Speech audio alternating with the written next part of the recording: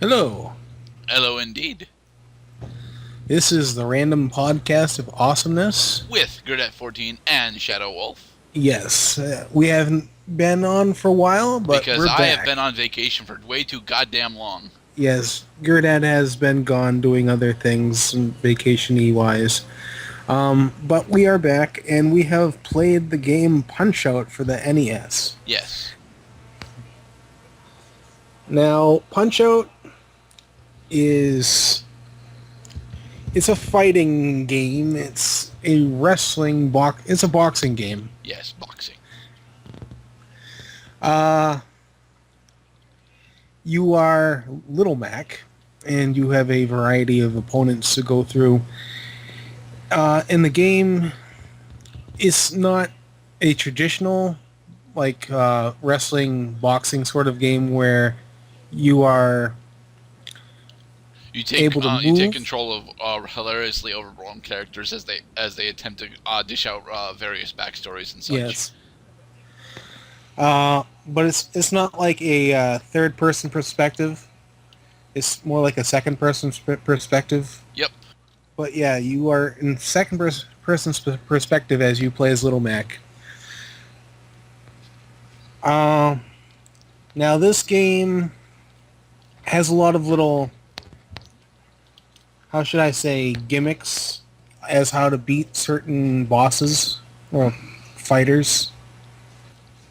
One of the big characters is, and he goes on through I think all of the games, is King Hippo. Yes. And I remember as a kid I didn't actually know what to do for the longest time. That's okay, Shadow. Neither did I. Ugh. He will open his mouth, you'll punch him, and then you'll see an X. And this is actually the only character in the game where you can actually TKO with like one round of punches. Mm, I've actually not actually done it with a single volley. I don't know how to do it with a single volley. I've done it. I've done it a few times before. Usually it takes me two. Pretty easy to beat him. Uh, Now, as Gernat was saying, each character has their own little story. So before each round, there is a little title card that shows Little Mac with his trainer and the other guy, and it tells like where they're from and whatnot. hmm It also gives off various stats that have no impact on gameplay. Yes, there are stats that really have nothing to do with the game. They're just there.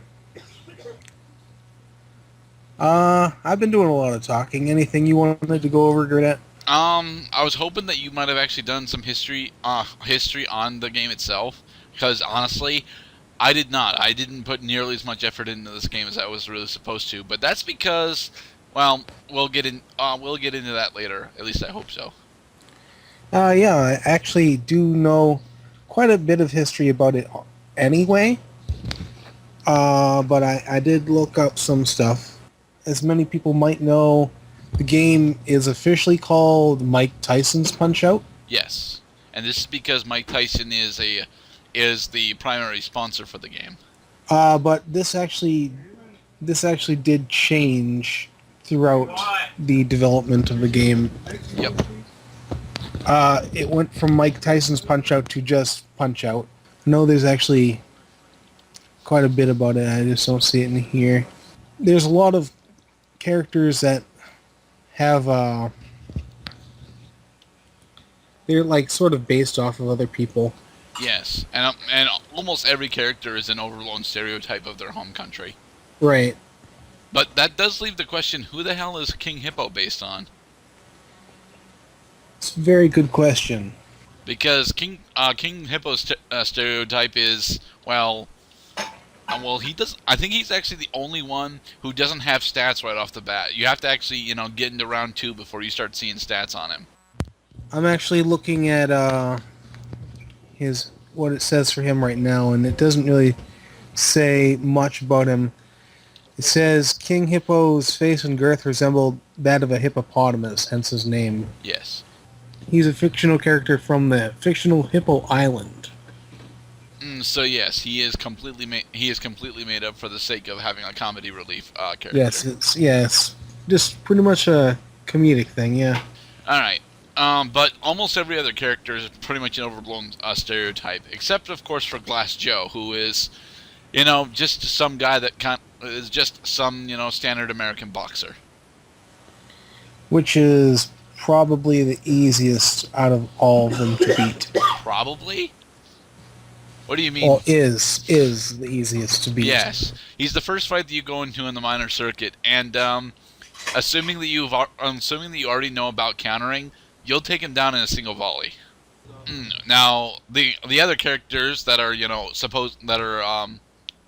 completely overblown stereotypes include Piston Honda, who is a Japanese stereotype. Yes. Which is odd because I don't think that the Japanese are actually that big of fans of boxing. Not that I'm aware of. We could be very wrong, but and each of them have their own little gimmicks where they have a tell so that you know when to hit them. Yep. Although several of the timings, that's getting a bit more into gameplay. But for those of you that are unaware, Punch-Out actually happens to have several sequels, including one that is supposedly a spiritual sequel, but is more or less a remake.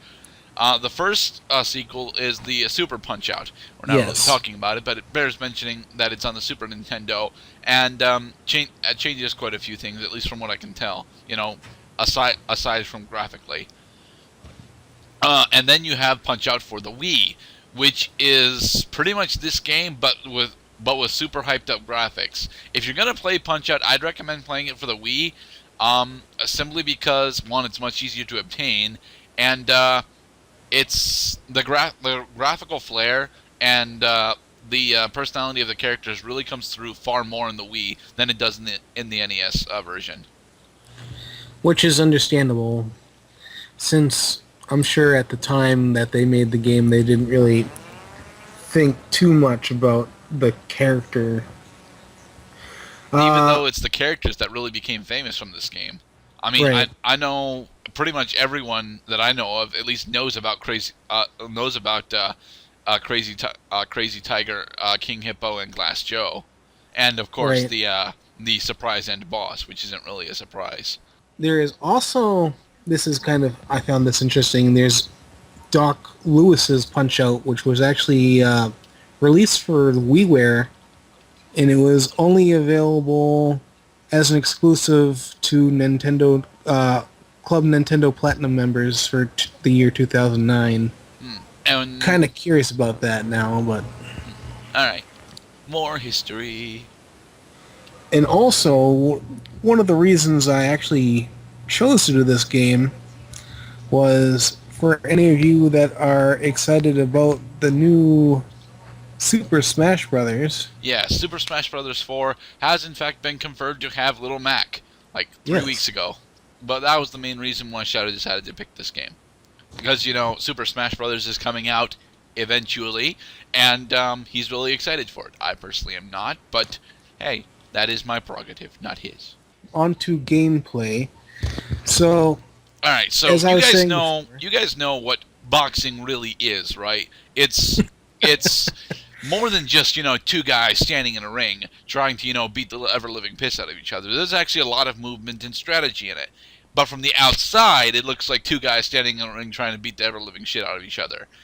It's not, though. And Punch-Out is the game that really makes me think that, because, dear God, you will get your ass handed to you. These may seem like unrelated statements, but oh no, you don't know how to box? This game is going to teach you how to box, and you're going to bleed for it. Now, boxing, this game is pretty much a pretty accurate boxing simulator. Little Mac, being far weaker and smaller than any of the other opponents by like a full foot and a full 100 pounds, how the fuck does he go to the major leagues? Just how? Very good question. He needs to focus on doing several things. One, dodging the hell out of every single one of his opponent's attacks. You get hit enough times and you go down, and the game will decide to dick you over when it says that you clearly can get up, but it will not let you do it. No. No matter how fast you double tap the A and B buttons, which is what you have to do in order to, attempt to get up, you're down and you're not getting back up. And if you do manage to get up, you are only allowed to get knocked down 2 more times. You get knocked down 3 times and it's TKO. Your opponent also suffers the same rules though, so, knock down Glass Joe 3 times in a single volley if you can, and you just win. But the only tough part is actually getting up. Yes, well, getting up is pretty much, a button mashing game, and honestly, I'm pretty good at button mashing, so I didn't have a problem with it when it actually let me get up. But right. There were several instances where it was like, no, button mash all you want, you ain't getting up from this, like against Bull. But yeah, this is definitely a boxing simulator, and it's pretty accurate from at least from what I've seen. Mac, in order to actually make progress with who he's fighting, has to dodge and counterattack almost perfectly. And if he fails to do so, he's not only going to be taking some damage, indicated by the hearts meter in the upper left corner of your screen, but he's also going to open himself up for attacks. This game is all about countering normal attacks and taking advantage of your opponent's overblown stereotype. As Gerda was saying, you have hearts and you also have stamina. And one of the big key points is keeping your stamina up. And if you let it go low, you will turn red. And this pretty much leaves you open. You'll be red for several seconds. Yes, and but while you're during red, this time, you can still dodge. Yes. But you cannot hit them. You can't hit them, which is, something that I'm glad for, because it does actually make sense why, you are way too exhausted to really throw anything at them. You really shouldn't be trying anymore. One of the other things in this game is you have something called a star punch. If you get the right hit, you can get a star, and even though it's not really very well explained, by using the select button, you can actually use... That's not explained at all. Yes, I know. If you are the lucky person to have this game either still rented with the to manual, you or not, if you have this game rented to you, or you're borrowing it, or you just plain don't have the manual, good luck. yes, there are actually several moves that if you don't have a manual, you probably wouldn't know right away. For example, if you press down twice to block, you can actually drop to the floor. Now, I didn't know that for a long time. And I told Gerdad about that as well. Yes, he did. And I am thankful for it, although I haven't really gotten much use out of it. No, there's not much use out of it, but it's something you can do. You have short punches and you have long punches. The latter of which are your main weapon. The former of which will barely ever be used. But when you do use it, it's very useful. Yes, it's one of those things where, like, you know that you have the short punch, but your short punch is pretty much never going to do the things that you want it to. I mean, the short punch, you can easily use it to open up Don Flamenco's defenses, but other than that, and against Bald Bull, there's really no reason to be using it. I think the low punch is probably one of the easier ways to get stars, but I'm really not sure about that. I will actually probably have to show you a little thing on how to get them, because I'm pretty decent at getting them. Those are most of the main mechanics of the game. I mean, you have the dodging left and right, the punches, and if you ever wanted to pause this game, good luck. Yeah, because there is no pause feature as far as I've seen. No, there is no pause button in this game. Try as you might, you cannot pause this game. You will, however, have basic boxing rules, so you have 3 minutes to complete your first round. If you do not take out your opponent within the first round, you'll see the screen with Little Mac and his opponent again, and he will taunt you. Yes. Not only will he taunt you, but he will potentially tell you what you're supposed to be doing in order to, well, at the very least, Doc Ellis will tell you what you're supposed to be doing in order to actually hit and or counter your opponent. Yes. Although that didn't help me at all against Bald Bull. All Doc Ellis told. Oop. Wow, that is a horrible name. But because all he kept telling me was to keep dodging, I'm like, I can dodge him just fine. How do I hurt him? But yeah, you also have your trainer, Doc Lewis, and he actually tries to help you. Yeah, quote, tries. Yes, that's the key word, tries. Look, I appreciate the fact that Doc Lewis is giving me hints. I do. Honestly, the problem with the hints, though, is that they're usually useless or very hard to decipher. Like the King Hippo hint.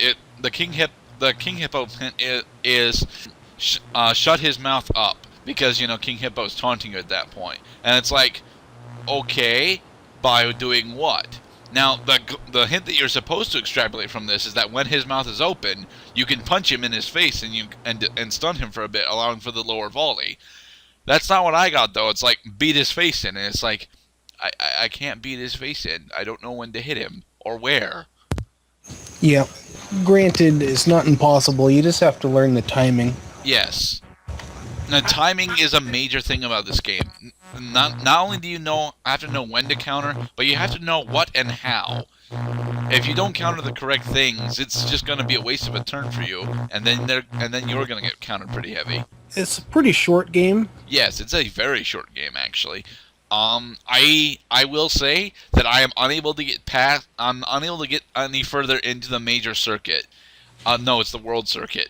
Because the farthest I was able to get to was I managed to finally beat Bald Bull, and I did that on my Twitch stream, and I was very, very happy about it. Woo! Very nice. But that's as far as I got, because I was like, you know what, this game, I do enjoy the game, I do, but I don't enjoy it enough to actually figure out when and how I'm supposed to counter every single individual opponent. That is where the title of Nintendo Hard starts to really creep in. The minor circuit, piss easy. The only one that will give you any kind of challenge is Piston Honda, and even then, he's pretty much the same as all the other fights before him. But when you get into the major circuit, all of a sudden everyone happens to have specific gimmicks that you have to go through, and at first they're not really all that bad. You have Don Flamenco, who you hit once. Where you hit once, yeah, you hit him once, and then he opens up, and then you can just rail on him for the rest of the fight. And it's like, okay, it's a gimmick, but it's not that difficult to figure out.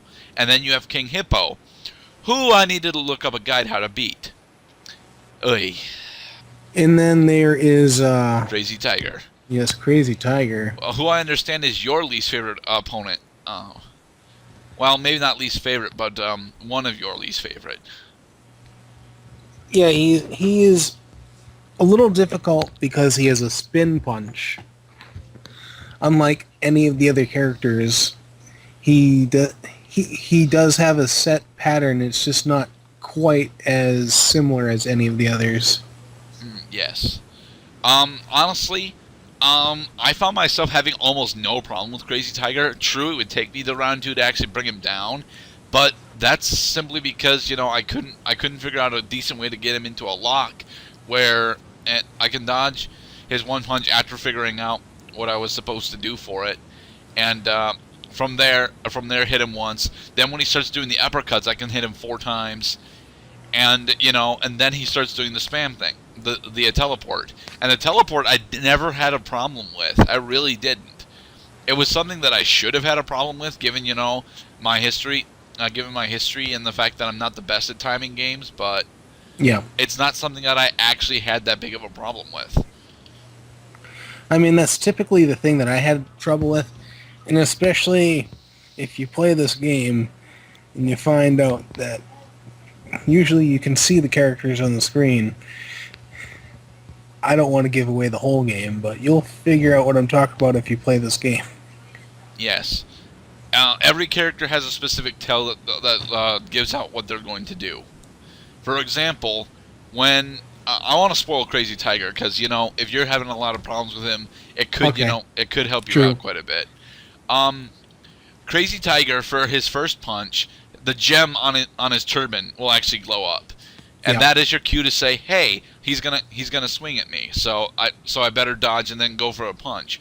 From there, once he starts doing the spam of uppercuts, he'll crouch down, and that gives you a full second to dodge out of the way, and then you can just wail on him and go through that cycle over and over.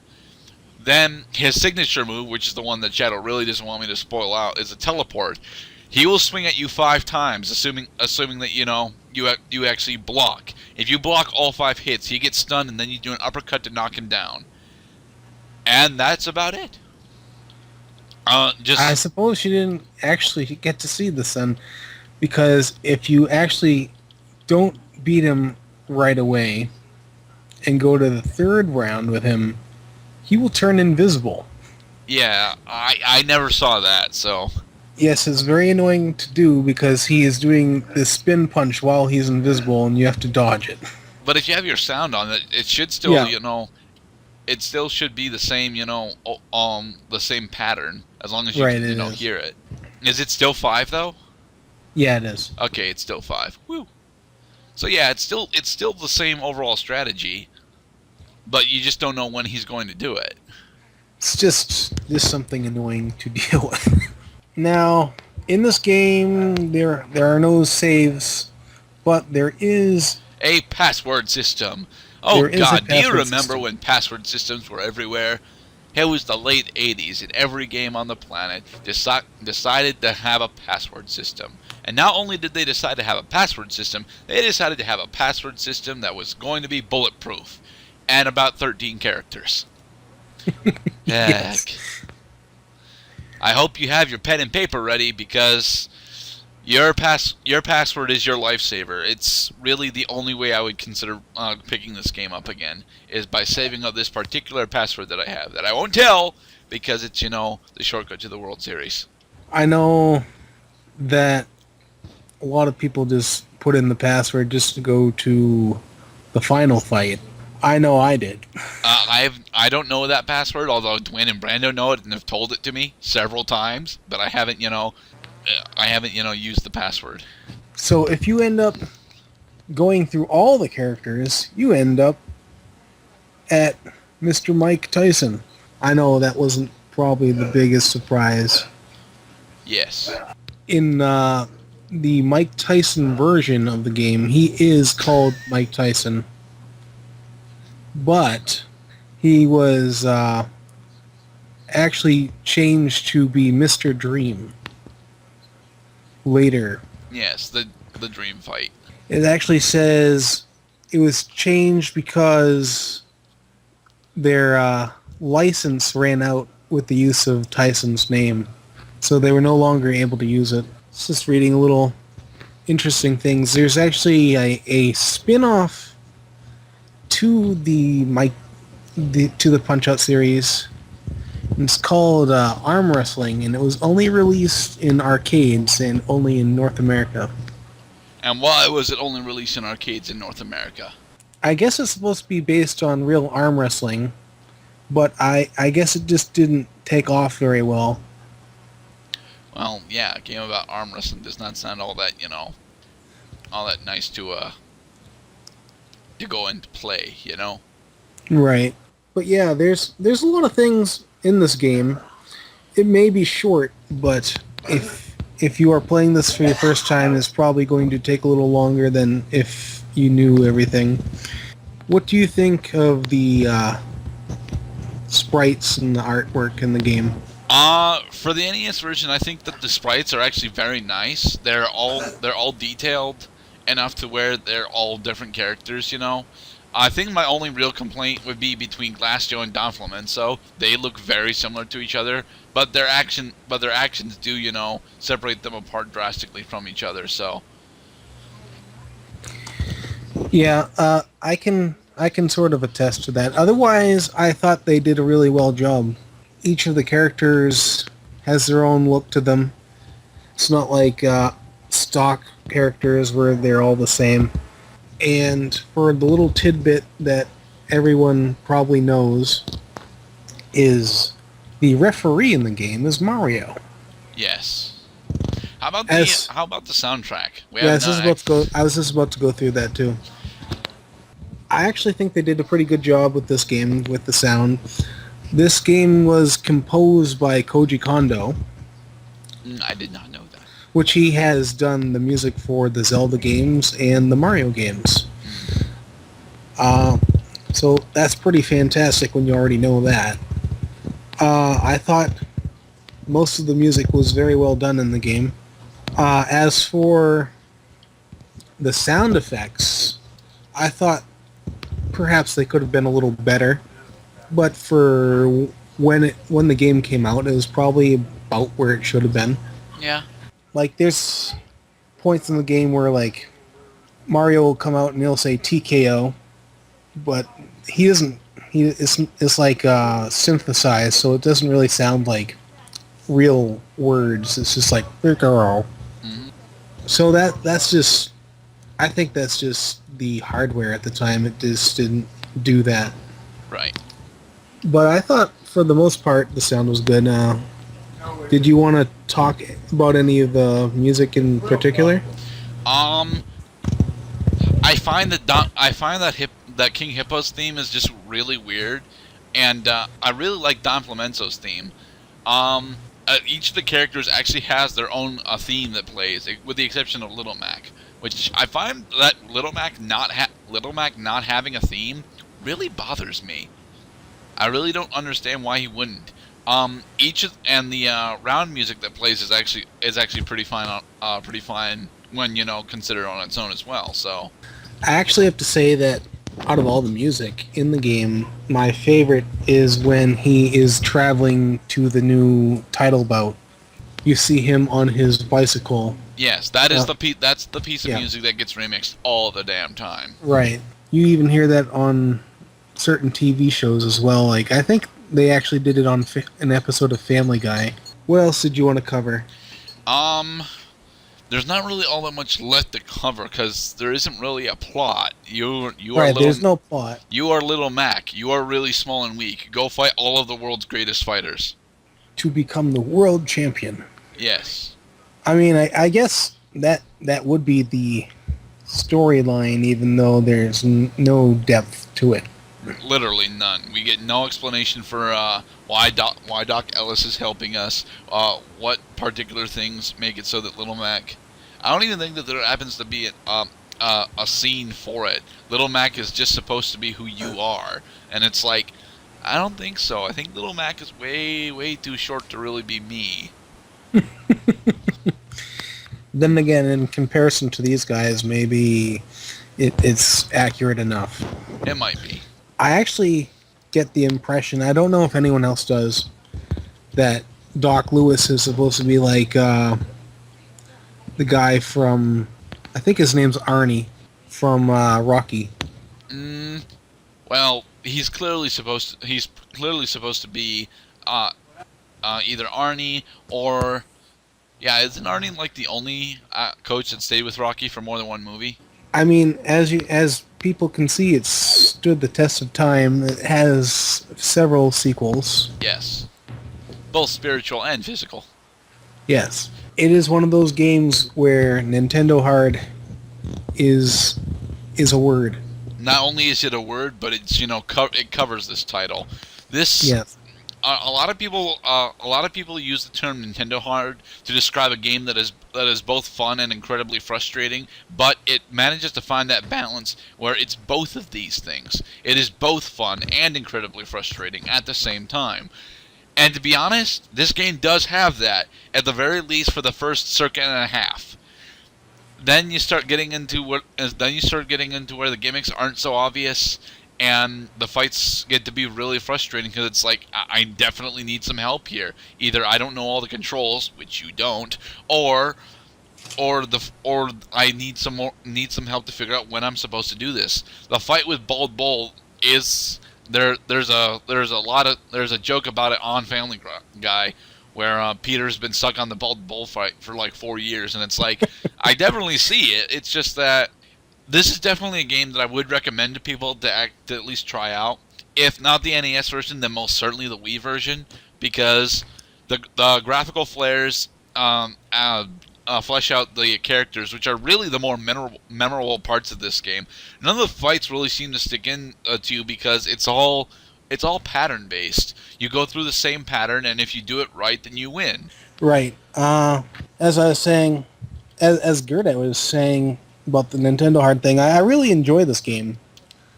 I just get a little frustrated when I'm getting towards the end of the game and it's taking time and time again, especially where you can't just go back to the specific fighter. You have Yeah. to go through all that bout again. Honestly, I would prefer the password system be used where, like, you get a password after each fight. They might have to make the password slightly more complicated then, but if you're going to give me the passwords and pretty much tell me that, hey, write this down, then honestly, just do that. Make it so that each individual fight for each circuit happens to have a password. I would have preferred that much more than, a password for each circuit. I also wanted to add, I I always thought this was a little funny, but there was a passcode that was actually Nintendo's old help hotline number. Really? I don't know what it did. Was it the 737 number? Something like that, I think. It was supposed to be pretty much a joke put in the game. I thought that was pretty amusing. Alright, I think that about covers up all that we really want to say. Oh, finally. About Punch-Out for the NES. Any final thoughts that we've got? It's a fun game. It's hard, but it's enjoyable all the same. It makes you want to play it, and that's what I get when I play this game. I really like the characters, and even though there isn't a lot of freedom for movement, I feel like what you have is all you really need. Indeed. I never felt restricted by the controls, honestly. It was a thing like, well, I don't really need to be able to do a super dodge left and right. I just need to be able to do a normal dodge and either get out of the way or get in the way just long enough to do a thing. Right. And the music and the graphics are very well done. So I really do have to say that this is a great game, and I encourage anyone to play it. With that, I will go ahead and I'll get to my score, and I will actually give this game a 5 out of 5. Oh, okay. I thought we were still doing tens. Oh well. 10 out of 10 then. Okay then. All right. I disagree, at least partially. I found myself getting a bit too frustrated for this to be truly Nintendo hard for me. That being said, I am terrible at it, so that makes sense why I keep getting frustrated and getting my ass handed to me. This is a good game. It is. I find each of the characters very memorable and interesting to fight. I am terrible against them, but that doesn't matter. I do like this game, but I'm not going to be playing it again. It's not a game that I really want to be playing again. It's definitely a good game, but it's not a game that I can actually go back to because I don't enjoy it nearly enough. With that, I'm going to give this game a 7 out of 10 because even though it is a very good game, I find it to be way too difficult and unforgiving for newer players. I will agree with that. If you don't have the manual, you're screwed. Just flat out screwed. And even with the manual, there are certain characters that it's like, how do I hurt him? He hurts me so damn hard. Curse you, Bald Bull! But yeah, with that, I think we're done. For the day. So this has been the random podcast of awesomeness reviewing Punch-Out with Shadow Wolf. Angered at 14. Thank you guys, and see you guys later. Be safe, guys.